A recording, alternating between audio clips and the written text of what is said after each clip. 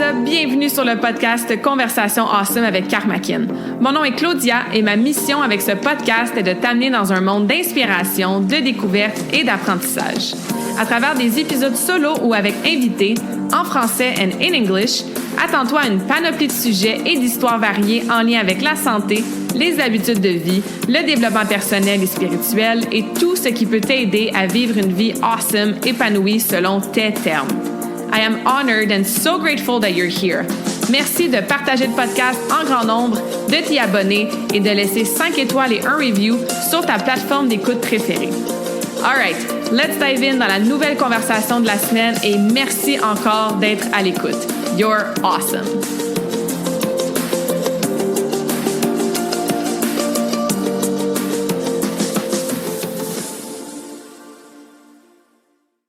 What is up, guys? J'espère que vous allez bien, que vous êtes en pleine forme. Bienvenue dans la nouvelle conversation awesome de la semaine en mode solo sur un sujet bien spécifique aujourd'hui, le journal alimentaire.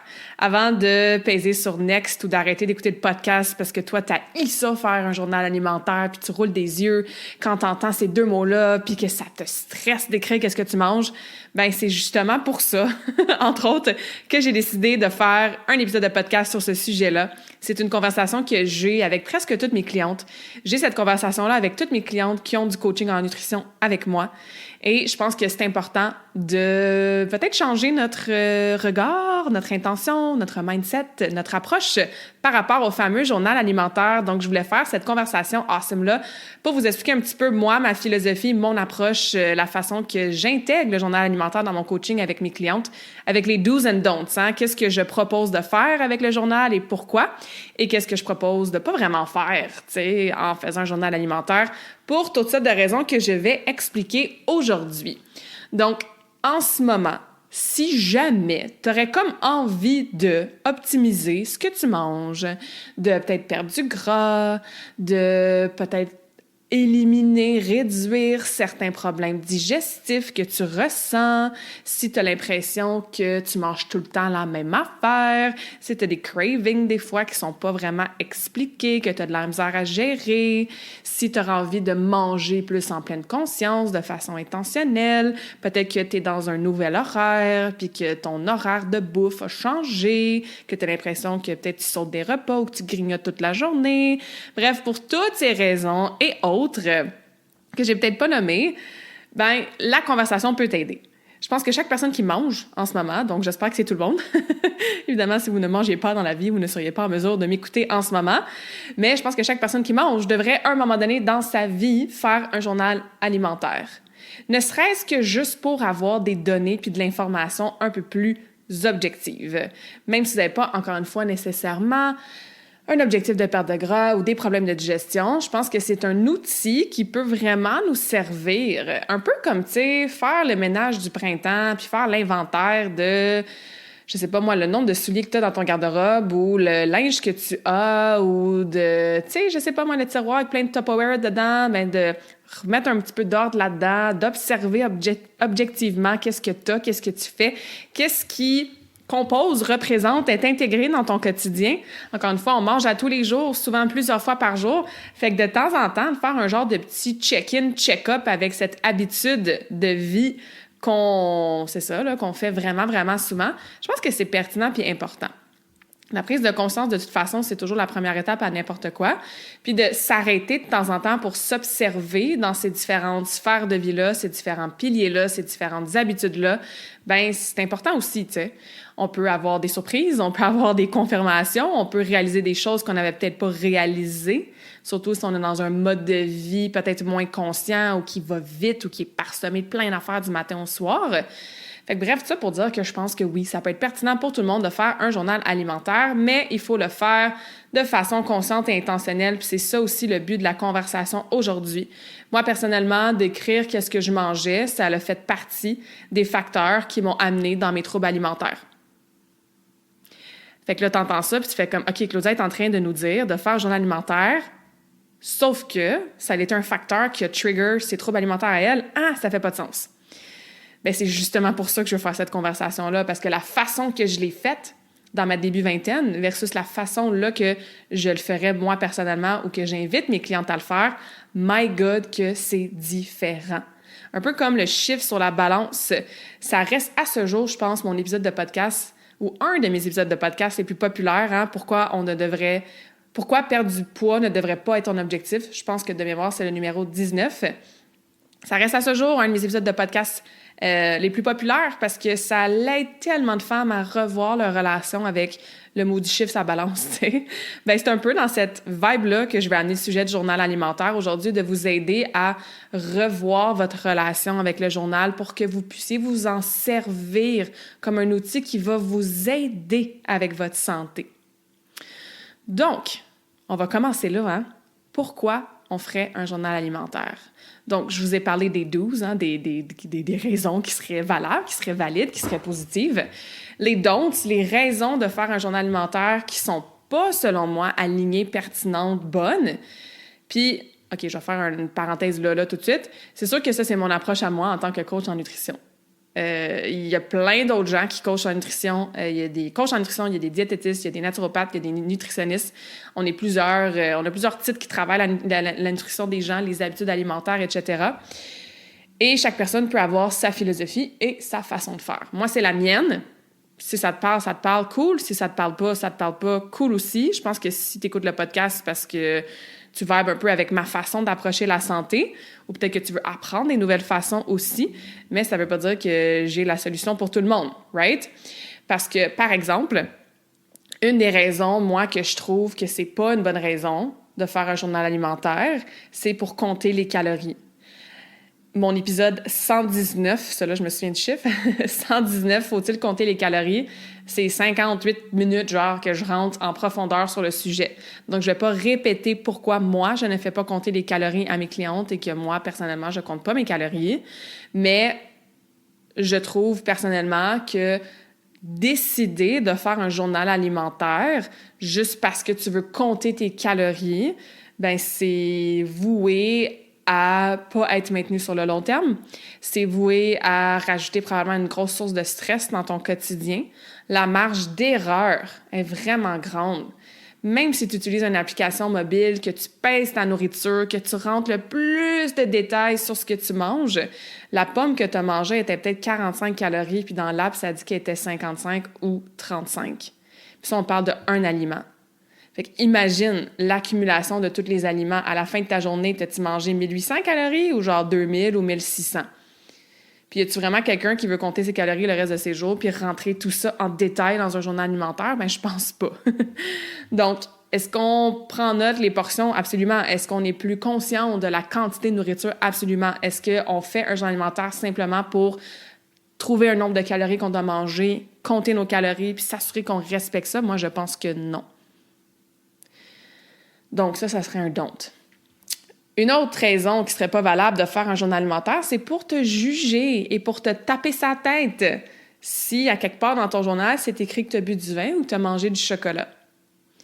Donc, le journal alimentaire sert de donner le plus objectif possible. Tu écris ce que tu as mangé. Pas tu écris seulement qu'est-ce que tu juges qui est sain que tu as mangé. Pas t'écris ce que tu as mangé, puis là, tu te décourages, tu te trouves poche, tu te sens coupable parce que tu as écrit que tu avais mangé des biscuits. Tu écris simplement ce que tu manges, ce que tu bois dans une journée. Puis, je vais vous expliquer comment moi, j'aime bien le faire, le journal alimentaire, puis les détails que j'aime ajouter aussi. Mais de faire un journal alimentaire pour se donner une note. Genre, cette semaine, j'ai été bonne. Aujourd'hui, dans mon journal alimentaire, ben, j'ai une journée parfaite, genre je mérite de l'amour parce que j'ai pas écrit un aliment triche, genre, mot que je déteste, un aliment différent dans mon journal. Aujourd'hui, j'aurais eu genre 50%, parce que comme la moitié de la bouffe que j'ai mangée, ben moi, je juge que c'est pas sain. Fait que, ça va jouer sur mon humeur puis mon jugement personnel toute la journée. Donc, on veut éviter, un peu comme avec ce que j'explique avec le chiffre sur la balance, on veut éviter l'attachement émotionnel aux données qu'on rentre dans le journal alimentaire. Donc, une mauvaise raison d'écrire son journal, c'est de se juger en tant que personne à cause de qu'est-ce qu'on mange. OK? Ensuite, une autre raison qui, mon avis, serait pas valable, c'est de faire un journal alimentaire personnel pour le comparer à une autre façon de manger, une diète qu'on a trouvée en ligne ou le journal alimentaire de quelqu'un d'autre, genre notre mari ou notre meilleur ami qui est sur le même chemin que nous, qui écrivent eux autres aussi leur journal alimentaire. Tu veux te comparer à toi. Tu veux que ton journal semaine 1 versus semaine 6 versus mois 6, tu sois capable de voir l'évolution, la progression, une optimisation dans ce que tu as écrit dans ton journal. Si tu fais ton journal là seulement pour dire « OK, moi j'ai vu un plan alimentaire d'une influenceuse sur Instagram, elle a fait un reel vraiment nice avec comme tout ce qu'elle mange dans une journée. Fait que moi je vais écrire qu'est-ce que je mange, puis je vais me comparer à elle, puis je vais faire des changements sur qu'est-ce qui est différent en ce moment. » Wrong reason, mauvaise raison. L'influenceuse sur Instagram, genre, elle a vraiment pas les mêmes besoins que toi. OK, donc on se compare à soi-même et non à quelque chose, quelqu'un, un compte Facebook, un website qui met la diète keto de l'avant ou peu importe. OK, on se compare pas à ça, on se compare à soi-même. Maintenant, c'est quoi les bonnes raisons de faire un journal alimentaire, autres ceux que j'ai déjà nommés, tu sais? C'est sûr que, en fait, je vais me répéter, là, ça nous permet de voir qu'est-ce qu'on mange de façon objective. Ça nous permet d'avoir des prises de conscience et surtout de remarquer qu'est-ce qui saute au visage. Parce que souvent, là, au début d'un processus, on n'a pas nécessairement besoin d'une coach en nutrition, d'une nutritionniste pour nous dire, mettons, « Ah, ouais, t'as-tu remarqué, Claudia, ça fait 3 jours que t'as pas mangé de légumes. » « Ah, t'as-tu remarqué que, ouais, 4 fois par semaine, tu sautes ton dîner. » « Ah, t'as-tu remarqué que, ouais, tu bois genre 6 cafés par jour. » Je veux dire, d'écrire, de prendre conscience, d'être plus à l'écoute, puis plus en observation sur nos habitudes alimentaires. Et je mets ce qu'on boit aussi, donc oui, qu'est-ce qu'on mange, mais ce qu'on boit aussi dans une journée. Bien, ça nous permet d'observer par nous-mêmes puis de nous rendre compte de « aïe, aïe ». Puis ça, j'ai ce commentaire-là tellement souvent avec mes clients, puis je trouve ça nice quand ils me disent ça. J'avais pas remarqué, mais. Je m'étais pas rendu compte, mais. Avec Claudia, j'avais pas remarqué, mais genre, c'est vrai. Dès que je suis stressée au travail, j'ai tendance à sauter mon lunch. Hey, je m'étais pas rendu compte, mais comme, ouais, je pensais que je mangeais des légumes. J'en mange vraiment pas tant que ça, finalement. Hey, j'avais pas remarqué, mais comme moi, c'est vraiment la fin de semaine là, que la plupart de mes habitudes de vie, de vie peut-être, mais de bouffe, ils changent puis ils prennent le bord, tu sais. Donc, ça te permet d'observer ton point actuel, de ça ressemble à quoi tes habitudes alimentaires en ce moment et d'identifier des priorités, encore une fois, des choses qui sont très, très flagrantes. Et souvent, ces choses-là, on peut déjà, sans coaching, là, on peut déjà commencer à les améliorer. Donc, c'est ce que ça permet beaucoup, le journal alimentaire. Parce qu'on est beaucoup, évidemment, dans nos habitudes. Souvent, on va manger la même affaire. Ça aussi, c'est un commentaire que j'ai souvent. « Hey, j'avais pas remarqué, mais genre, coudonc, je mange vraiment tout le temps la même affaire. » tu sais. Puis la variété en alimentation, c'est super important. Ça veut pas dire que tu t'obliges à manger des choses différentes à tous les jours, mais au moins à chaque semaine, de changer tes aliments. À chaque fois que tu vas à l'épicerie, au lieu d'acheter toujours des bananes puis des oranges, peut-être que tu achètes des pommes puis des raisins la 2e semaine, puis de la cantaloupe puis du melon d'eau la 3e, puis bref. Il y a des façons d'amener la variété. J'ai un épisode, pas de podcast, mais j'ai une vidéo YouTube. D'ailleurs, ceux qui ne sont pas abonnés à ma chaîne YouTube, il y a le podcast qui va directement sur YouTube, mais j'ai aussi regroupé là, comme une centaine de vidéos que j'avais faites, entre autres, en mode Facebook Live avant de lancer le podcast, sur plein de sujets. Fait que cherchez Karmakin là, sur YouTube, vous allez me trouver. Puis, il y a une vidéo qui parle de ça. Fait que marquez Karmakin variété, puis ça va sortir. Mais la variété, c'est important. Fait que bref, c'est peut-être quelque chose que tu observes dans ton journal alimentaire, que tu manges tout le temps la même affaire, tu sais. Fait que tu es capable par toi-même de voir ça, faire comme, OK, la semaine prochaine, ben, je vais acheter un nouvel aliment, tu sais, ou je vais changer mes légumes, ou au lieu de manger juste du poulet, je vais peut-être acheter du bœuf, tu sais. Donc ça, c'est une raison super importante. C'est pour ça que je vous dis qu'en ce moment, si vous êtes dans une phase de votre vie que vous voulez, encore une fois, que ça soit perdre du gras, améliorer votre digestion, mieux manger, vous êtes comme « Ah, j'ai pas les moyens, genre, d'investir dans du coaching en one-on-one, ou ça me tente pas de m'embarquer dans une démarche de genre 6 mois ou de suivre un plan alimentaire. » Ben commence là, écris ce que tu manges, puis commence à mettre en priorité les choses qui sautent au visage. L'autre point avantageux de faire un journal alimentaire, ben je l'ai déjà dit, c'est d'être capable de mesurer objectivement la progression de semaine en semaine. Si ton journal alimentaire il est le même semaine 1 versus semaine 10, mais ça veut dire que tu n'as rien changé. Fait que pourquoi tu n'as rien changé? C'est-tu parce que tu manques de connaissances, puis tu n'arrives pas à observer justement qu'est-ce qui saute au visage, puis qui devrait être amélioré? C'est-tu parce que tu es tellement ancré dans des moins bonnes habitudes que tu n'arrives pas à changer tes habitudes? C'est-tu parce que c'est pas toi qui contrôle ce que tu manges, parce que c'est, je sais pas moi, ton conjoint, ta conjointe qui fait la bouffe, puis il y a des facteurs dans ton environnement qui doivent être regardés? C'est-tu parce que tu as des addictions à certains aliments? Tu sais, fait que voilà, si tu vois qu'il y a une observation, qu'il y a une progression de semaine en semaine, bien c'est super, tant mieux. Mais s'il n'y en a pas, c'est là qu'on se questionne sur pourquoi il n'y en a pas, puis c'est là que souvent le coaching devient vraiment pertinent. Et la troisième grosse j'ai envie de dire, l'avantage, c'est sûr, mais ce qui va aider vraiment, c'est justement dans un processus de coaching. Moi, je fais pas de plan alimentaire. Fait que quand même que tu me dis combien tu pèses, puis combien tu mesures, puis combien de poids tu veux perdre par telle date, je te ferai pas un plan alimentaire avec justement le nombre de calories, puis compter tes graineries, puis te dire que tu dois manger 47 grammes de X, puis 58 grammes de Y. Tu sais, c'est pas comme ça que je fonctionne. Donc, moi, je pars du journal alimentaire de la personne au début et je vois, moi, qu'est-ce qui saute au visage, qu'est-ce qu'on va changer, une petite chose, mais qui va déjà créer des bons résultats, des bonnes améliorations, qui va influencer d'autres habitudes. Donc, ça permet, moi, en tant que coach, d'avoir du data, d'avoir des informations personnalisées à la personne, d'avoir une image de sa réalité nutritionnelle actuelle, et après ça, de pouvoir la guider dans ce qu'elle a besoin.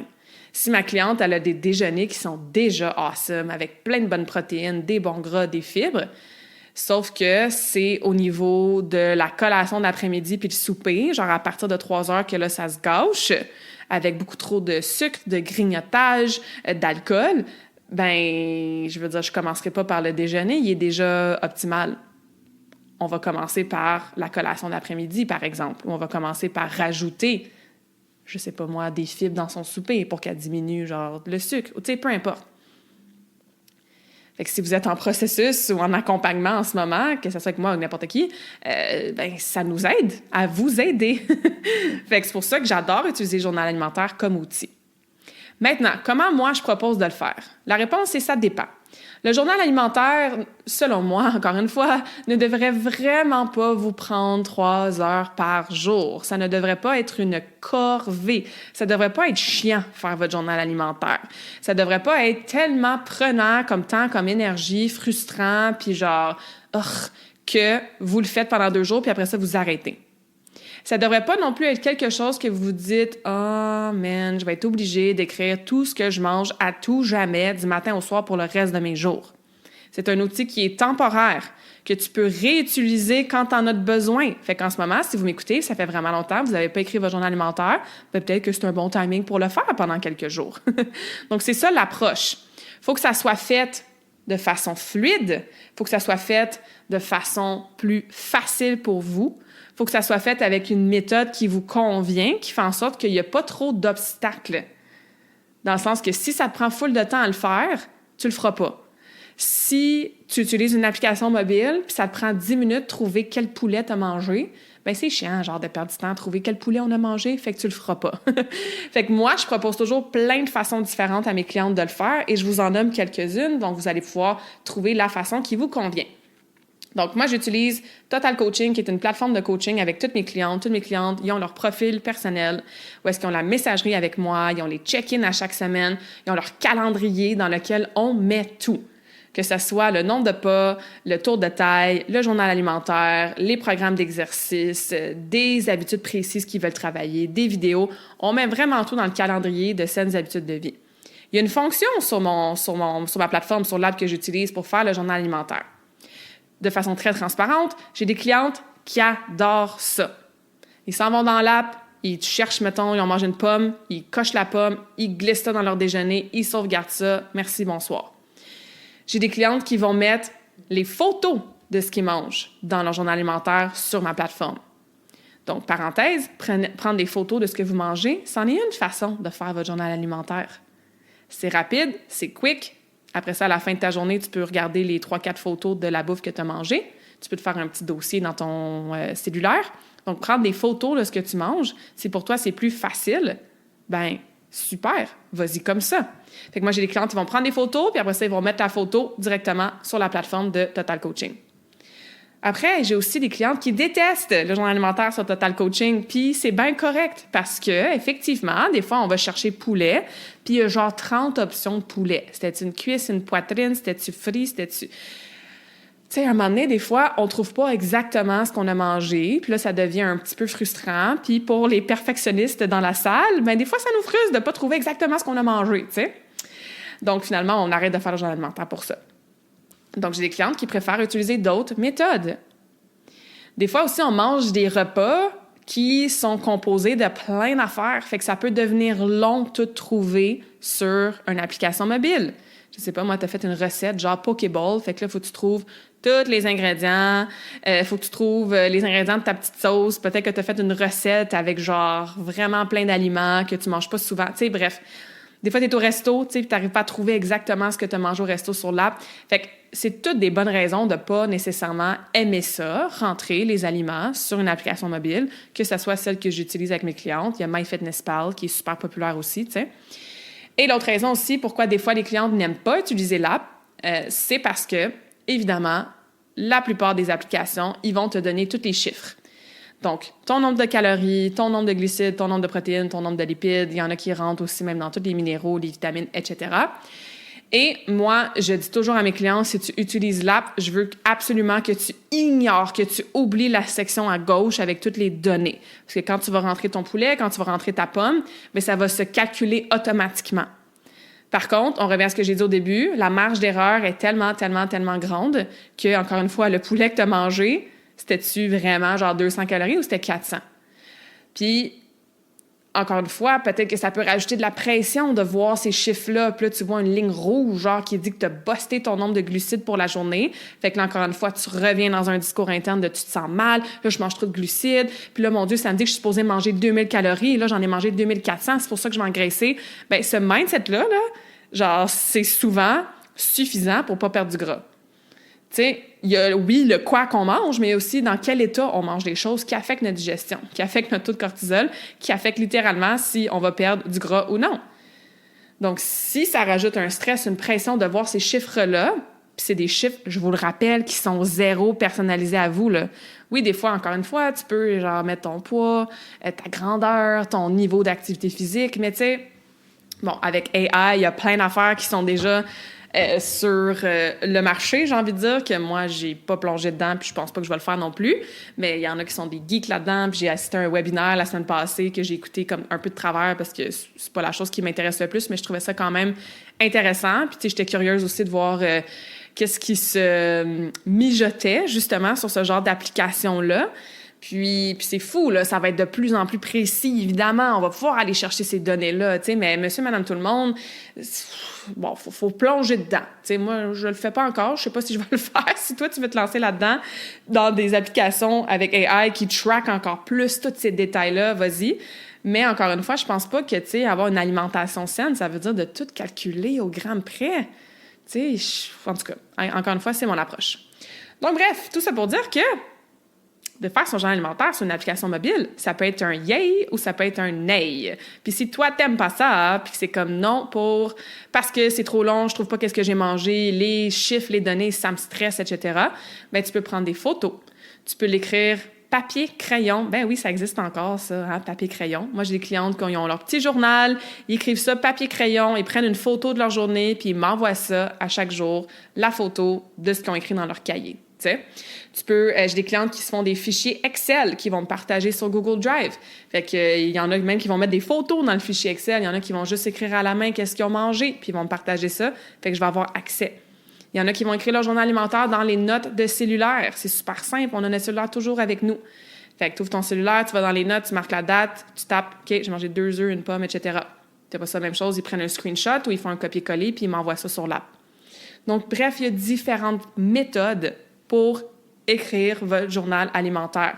Je vous rappelle que l'important, c'est que ça soit fluide, que ça soit rapide, que ça vous rajoute pas un casse-tête à chaque jour et que ça soit une méthode qui vous convient pour que vous puissiez le faire de façon constante. Est-ce qu'on le fait de façon constante le reste de nos jours? Non. Mais tu sais, au moins, commencez quelques jours. Si vous avez des objectifs d'améliorer quoi que ce soit, quelques semaines pour avoir le temps de voir les améliorations, tu sais. Mais c'est important de le faire, puis surtout de trouver une façon qui vous convient. Parlant justement de, OK, je le fais combien de temps, je le fais quand, je vous recommande une semaine complète au départ. Surtout si ça fait longtemps, vous n'avez jamais fait de journal alimentaire, écrivez une semaine au complet. Vous allez voir la différence entre la semaine, la fin de semaine. Vous allez pouvoir voir s'il y a des tendances qui reviennent aussi de jour en jour. Par exemple, comme je disais tantôt, quand vous êtes stressé au travail puis vous sautez un repas peut-être, vous allez pouvoir voir si vous mangez pas mal toute la même chose à tous les jours. Donc, tu sais, minimum une semaine. Du matin au soir, tout ce que vous mangez, tout ce que vous buvez, je pense que c'est une bonne façon de commencer. Après, si après avoir eu cette prise de conscience-là initiale, vous remarquez quelque chose de flagrant, exemple, c'est vraiment vos déjeuners, la problématique, vous déjeunez encore avec genre un muffin ou une toast blanche de Nutella ou genre un bol de céréales Cheerios, peut-être que vous dites, OK, ma priorité dans les prochaines semaines, c'est d'améliorer mes déjeuners. Donc, je vais continuer mon journal alimentaire, mais je vais juste écrire mes déjeuners. Parce que ça aussi, vous avez le droit. Oui, au début, on veut tout écrire, c'est sûr. Mais moi, c'est ce que je fais parfois avec des clientes. Mettons que notre objectif dans les prochaines semaines, c'est d'améliorer la collation d'après-midi. Bien, je vais lui dire, check, pour pas que ça prenne trop de temps, pour pas te casser la tête, écris-moi juste ou prends-moi juste en photo tes collations durant la prochaine semaine.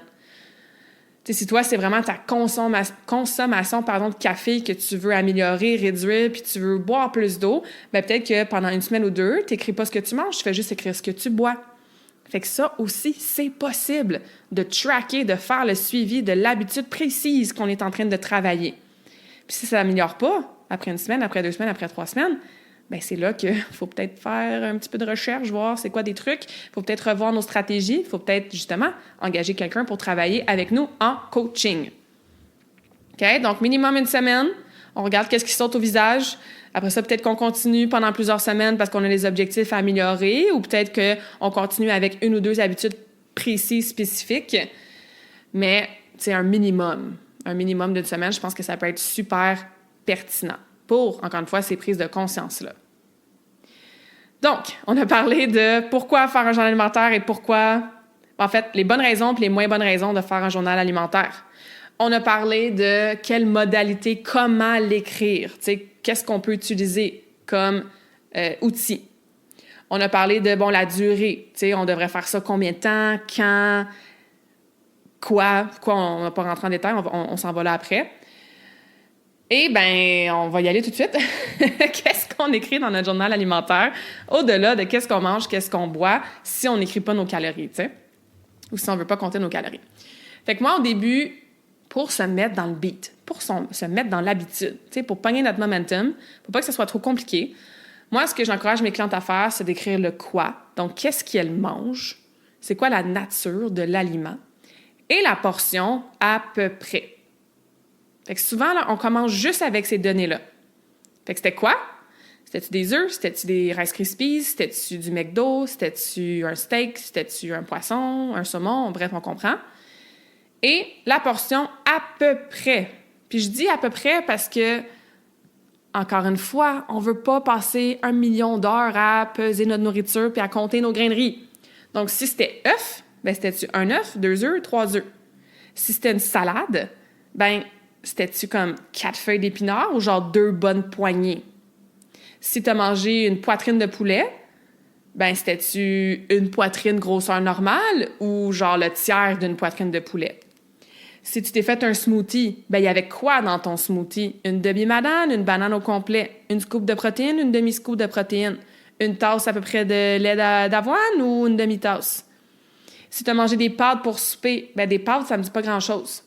Fait que tu peux me dire, j'ai mangé environ 2 tasses de pâtes cuites avec l'équivalent de 3 morceaux de brocoli, l'un demi-piment et à peu près 10 crevettes. Tu peux prendre une photo, puis en plus, on voit la portion. Mais tu sais, la portion à peu près, Bartende, c'était quelle Bartende, quelle marque? T'en as mangé 1, t'en as mangé 2, t'en as mangé 3. OK? Donc, encore une fois, la nature de ce qu'on mange, puis à peu près la portion. Ensuite, Si on va aller plus loin, et je vous recommande d'aller plus loin, parce que, je sais pas si... Ouais, j'en ai parlé, oui puis non, là. Je parlais de la digestion, là, pour qu'on ferait un journal alimentaire, mais comme ça, avec, c'en est une autre très, très bonne raison. Tu sais, si vous avez des problématiques au niveau de votre digestion, puis tu sais, comme la digestion, là, j'ai fait un autre podcast là-dessus. J'en ai fait plusieurs podcasts sur la digestion, juste moi ou avec des invités, puis des vidéos YouTube là-dessus aussi. C'est tellement important. Genre, ça influence comme, j'ai envie de dire, 99% de nos symptômes de santé. Le gut, hein, je veux dire, on dit que c'est le deuxième cerveau, j'ai envie de débattre puis de dire que c'est le premier cerveau, tellement il y a des choses qui se passent dans cet endroit-là qui est, mon Dieu, tellement, tellement impactant puis influent sur toutes sortes de symptômes de santé. Donc, des fois, quand on pose la question « Hey, as-tu des problèmes de digestion, toi? » Non, non, non. Parce qu'on associe cette question-là à des problèmes graves, genre j'ai la constipation pendant comme une semaine, ou genre je suis en diarrhée à tous les jours, ou comme j'ai des gros maux de ventre, j'ai des reflux gastriques, je sais pas moi, j'ai le côlon irritable, ou genre j'ai une allergie genre au lait, ou une intolérance au gluten diagnostiquée, tu sais.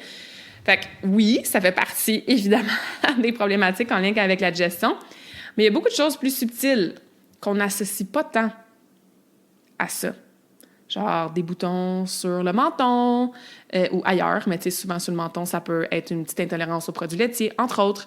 Des fois, les selles sont plus molles, un petit peu de brain fog l'après-midi, un coup de fatigue, tu te sens un peu gonflé le soir après avoir mangé tes repas durant la journée, tu as des petites raideurs dans les articulations des fois, tu sais. Fait que bref, il y a des signaux, des symptômes comme ça plus subtils qu'on n'associe pas nécessairement à qu'est-ce qu'on mange. Et pourtant. Fait que bref, je reviens à mon journal alimentaire. Ben, la prochaine chose que tu peux écrire, c'est, comment je pourrais dire ça, l'effet, les ressentis, les symptômes, si tu en as. Fait que par exemple, tu as déjeuné, tu as marqué ton journal alimentaire, tu as dîné, tu as marqué qu'est-ce que tu as mangé pour dîner. Et là, genre vers 2-3 heures l'après-midi, tu as mal au ventre, tu as des petites crampes dans le ventre, puis tu as la diarrhée. Ben, écris-le dans ton journal. Tu manges ton souper, tu écris ce que tu manges. Puis là, le lendemain, ben peut-être que ça se reproduit ou pas. Puis, je sais pas, moi, le surlendemain, peut-être que, je sais pas, moi, t'as... avant d'aller te coucher, tu remarques que genre ton ventre est vraiment dur puis t'es super bloated, là, genre t'es gonflé. Écris-le. Fait que écrire ces symptômes, écrire ces ressentis dans un journal alimentaire, ça peut permettre de trouver des pistes de solutions sur qu'est-ce qui aurait pu créer ça. Puis c'est vraiment pas évident en nutrition parce que, mettons que tu as la diarrhée à 2 heures, ça veut pas nécessairement dire que c'est ce que tu as mangé à midi qui a causé ça. La digestion, ça peut être quand même assez long. Je veux dire, il y a des aliments et ils restent dans notre corps pendant à peu près, des fois, 24 heures, tu sais. Puis si on a un transit qui est lent, parce que justement, on a peut-être de l'inflammation, des problèmes digestifs, bien, ça peut rester encore plus longtemps, tu sais, surtout si vous avez, par exemple, des problèmes de constipation. Fait que, tu sais, le fait de rajouter ces détails-là dans votre journal alimentaire, bien, éventuellement, vous allez peut-être voir des patterns. Hey, à chaque fois que je prends des produits laitiers, bien, le lendemain, mes diarrhées, mes selles sont plus molles. Ou à chaque fois que je mange du sucre, plus de glucides ou de sucre le matin, bien, j'ai toujours un méga down de fatigue à 10 heures ou à 2 heures. Vous allez être en mesure de voir des choses qui se répètent, d'avoir des pistes de compréhension, de solutions. Et comme je vous dis, des fois, c'est vraiment pas évident. C'est pour ça que c'est super pertinent de travailler éventuellement en coaching, en naturothérapie, naturopathie, nutrition, etc., pour qu'on puisse identifier un petit peu mieux qu'est-ce qui cause quoi. Mais moi, je parle de caca avec mes clientes vraiment souvent. Des fois, c'est comme « Excuse-moi, Claudia ». Je suis comme « Non, genre, donne-moi des détails sur tes selles. » Parce que la façon qu'on élimine à la toilette, mon Dieu, je pense que c'est probablement ce qui représente le mieux notre santé interne. Genre, la façon que tu vas aux toilettes pour tes selles, c'est un indicateur comme flagrant, genre, de qu'est-ce qui se passe dans ton corps, tu sais.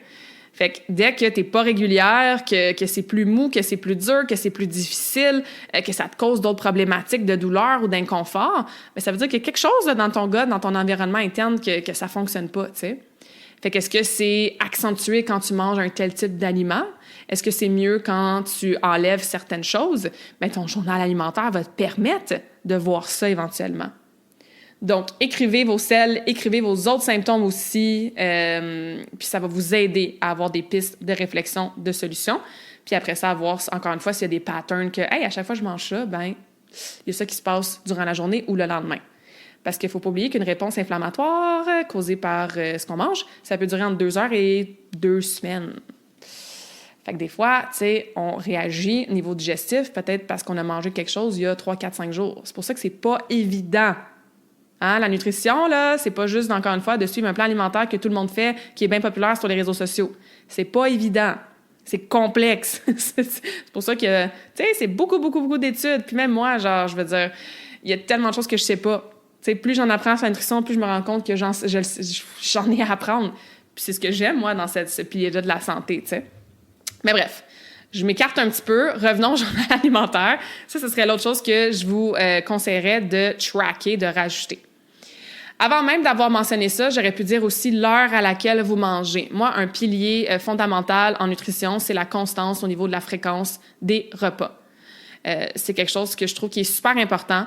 Donc, de manger à peu près aux mêmes heures à tous les jours. Ça aussi, ça va vous aider à voir, hey, des fois, je saute le dîner, des fois, je grignote toute la journée, des fois, je prends 2 gros repas, d'autres fois, je prends 6 petits repas, tu sais. Fait que, écrivez l'heure à peu près à laquelle vous mangez pour voir s'il y a cette régularité-là. Pour voir si vous devez laisser plus de temps entre votre souper ou la collation du soir, qui est souvent inutile, hein, on va se dire, puis votre heure de sommeil. Si vous avez la misère à dormir, ben, puis que vous mangez pas... Attends, je vais recommencer cette phrase-là. Si vous avez de la misère à dormir et que vous ne laissez pas minimum 3 heures entre votre dernier repas et collation et votre heure de coucher, bien, commencez là. Genre, si tu te couches à 9 heures, bien, à 6 heures, tu as fini de manger, là. Tu sais, comme si à 8h30, tu es fatigué puis tu as envie de manger, de grignoter un petit quelque chose, bien, va te coucher, là. C'est parce que tu es fatigué, tu sais. Fait que ça, c'est super important. Fait que les heures dans votre journal alimentaire, ça peut vraiment vous aider à voir si vous maîtrisez cette constance-là de manger à peu près aux mêmes heures. Le week-end, souvent, ça change. Puis c'est correct que ça change un peu. Je suis pas en train de dire qu'il faut se lever à 6h32 le week-end aussi parce que la semaine, tu te lèves à cette heure-là puis tu déjeunes à 6h45. Mais tu sais, à peu près, là, au moins 80% du temps, respectons cette constance-là. Donc, écrire l'heure à laquelle vous mangez. Une autre chose à rajouter dans votre journal alimentaire. L'autre chose que vous pouvez rajouter, c'est votre niveau de faim et de satiété. Donc, moi, je donne une échelle sur 10, ça peut être sur 100%. On veut être à peu près à 8. Tu sais, fait qu'avant de manger, on va avoir faim à peu près 8 sur 10. Puis quand on a fini de manger, on va être rassasié à peu près à 8 sur 10.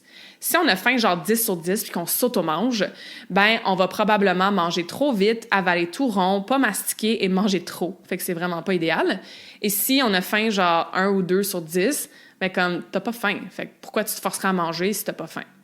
Je mets un astérix là-dessus parce que des fois, il y a des gens qui sont coupés de leur sentiment de faim et de satiété pour différentes raisons. Mais si toi, tu le sais que tu ressens la faim habituellement quand tu as faim, puis tu te sens pleine ou rassasiée habituellement, puis que tes signaux sont quand même clairs et là, tu peux te fier là-dessus. Mais si t'es quelqu'un que toi, tu dis, moi, je mange parce que, mon Dieu, je suis obligée de manger, il est midi, puis il est l'heure de luncher, mais je ressens jamais la faim, ben raison de plus, peut-être, pour écrire sur 10, t'es à combien au niveau de ta faim, puis combien au niveau de ta satiété. Ça fait à peu près 20 minutes. Hein, on l'entend souvent, ce chiffre-là. 20 minutes pour que le signal se rende au cerveau de comme, OK, j'ai assez mangé. Puis souvent, on mange en quoi? Genre 5 minutes? Fait que no wonder qu'on mange trop vite. Pardon. Moi, j'aurais besoin d'une gorgée d'eau live, j'ai pas ma bouteille. No wonder qu'on mange trop vite, tu sais, puis qu'on mange trop. Puis que des fois, on a mal au ventre parce qu'on a englouti tout rond. Fait que niveau de faim, niveau de satiété, avant chaque repas, chaque collation et après. Puis, éventuellement, quand on sait que nos signaux, on peut se fier dessus, bon, on veut rester autour de à peu près 7-8 sur 10 pour les deux.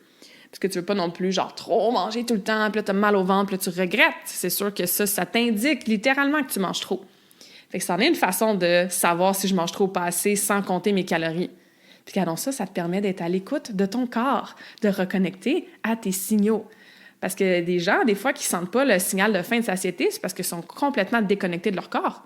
Ça, c'est une autre conversation sur écouter les besoins de son corps, se revenir dans notre corps physique, se sortir de notre tête, système nerveux, etc. Mais bref, faim et satiété, quand même des bonnes informations à écrire dans notre journal alimentaire. Et la dernière chose que je pourrais vous inclure dans le journal alimentaire, c'est les pensées, les ressentis, les émotions que vous avez autour du repas s'il y a lieu.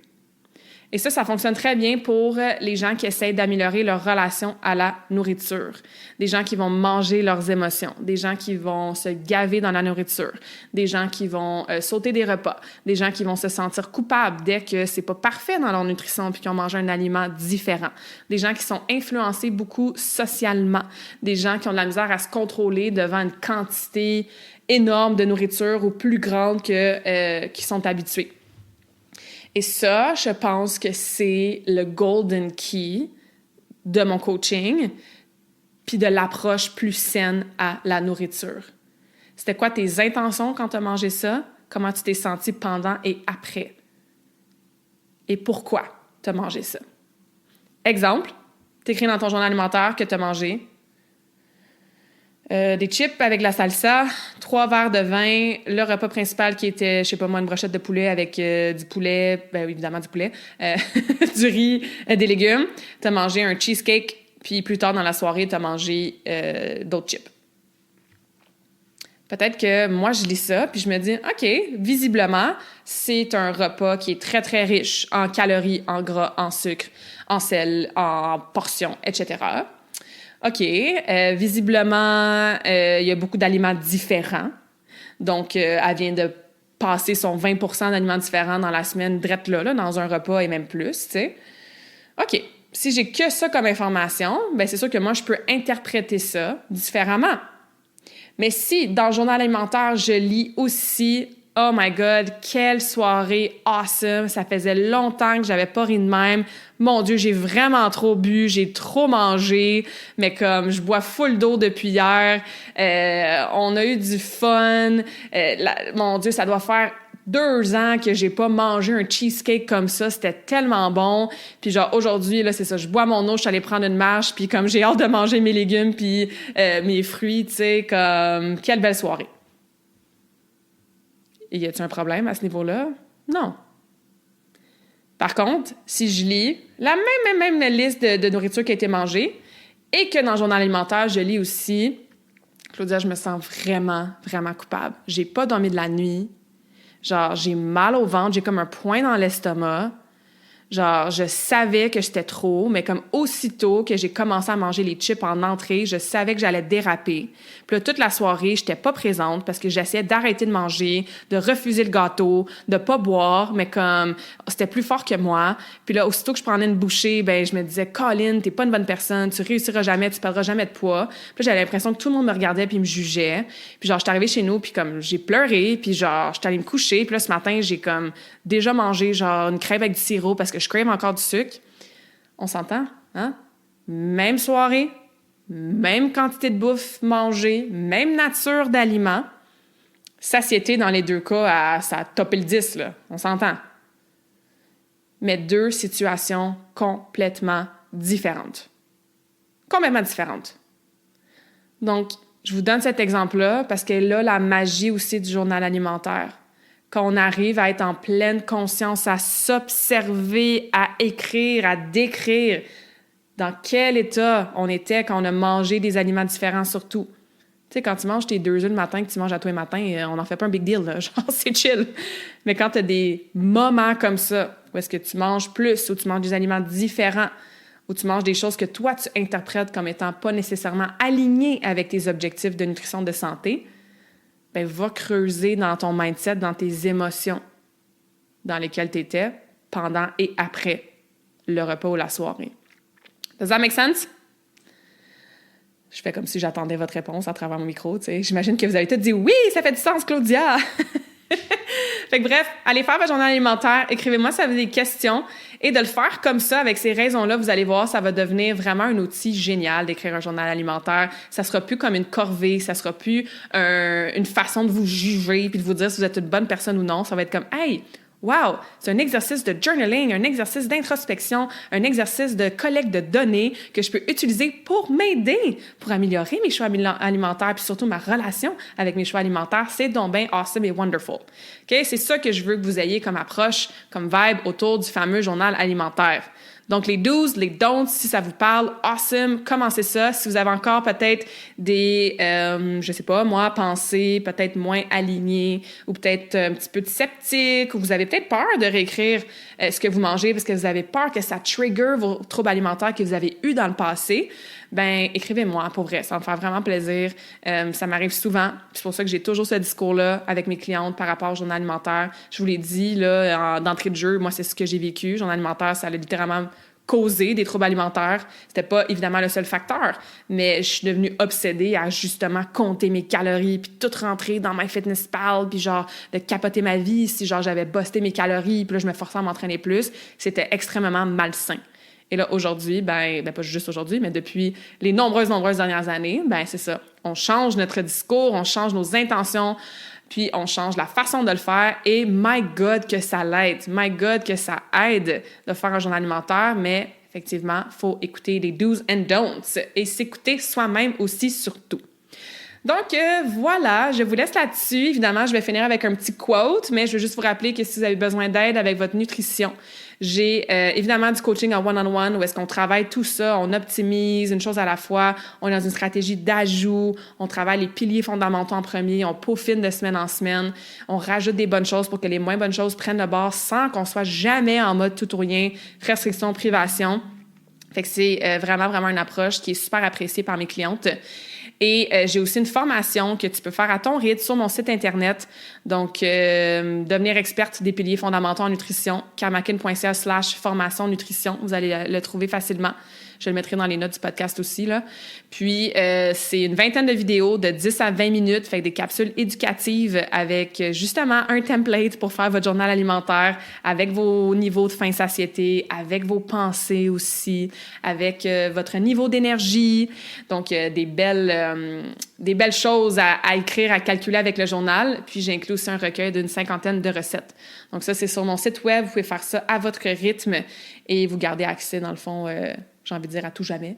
Faire attention à ce qu'on dit. Tout à coup que, je sais pas moi, les internets plantent puis que, je sais pas, Karmakin n'existe plus dans 50 ans.